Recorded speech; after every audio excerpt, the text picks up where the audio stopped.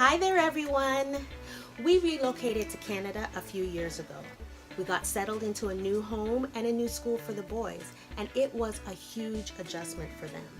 They had a hard time making new friends at their new school, and because they were the new kids, they dealt with some bullying from some of the other kids.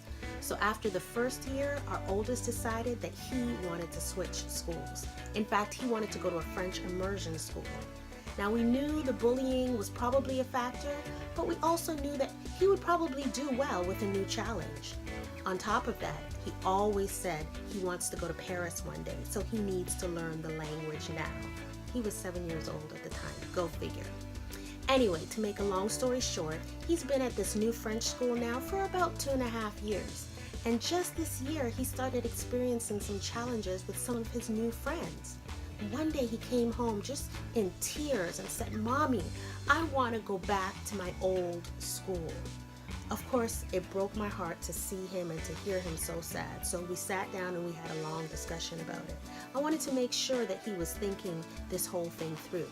So I reminded him of all of his reasons for wanting to go to this new school in the first place. I reminded him of his dreams of Paris. I helped him to weigh out the good versus the bad. We talked about what he didn't like about his old school. We especially talked about all of the friendships that he has and how friendships require patience and require forgiveness. So after our long talk, he finally decided he would give this new school another chance. Now, this whole scenario reminded me of stories about the children of Israel. See, God freed them from slavery in Egypt, and they began this journey to the Promised Land. And the journey took years, and during that time, they faced many challenges. And you know, in their frustration with each challenge, they would ask Moses, "Moses, why did you bring us out here to die? Why didn't you just leave us in Egypt? Why are we here in the wilderness?"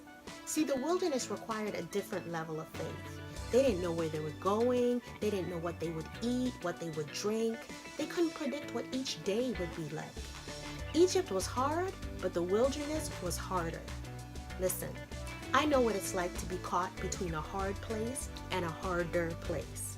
And sometimes God will lead us to a place where we are just completely reliant on Him for direction, for provision. And because it's hard to see what God is doing or why He's doing it, our natural instinct is to go back to the familiar place. Go back to the place where there was more certainty and more predictability.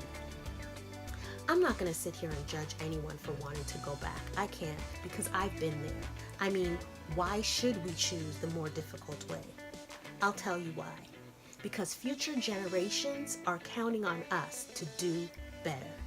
They need us to show them that they can be self-sufficient and that they don't need to tolerate abusive relationships.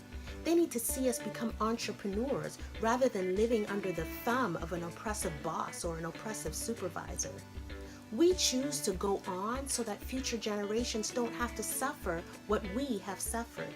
And I believe that's how our ancestors before us approached the fight for freedom and for equality.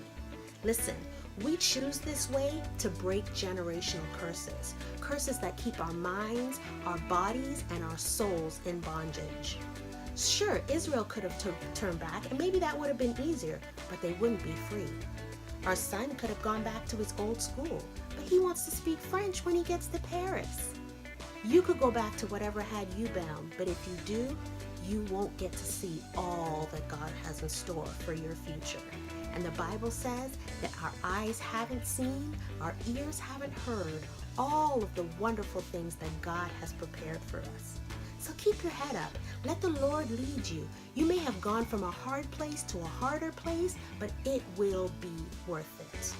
Be encouraged today. I love you so much.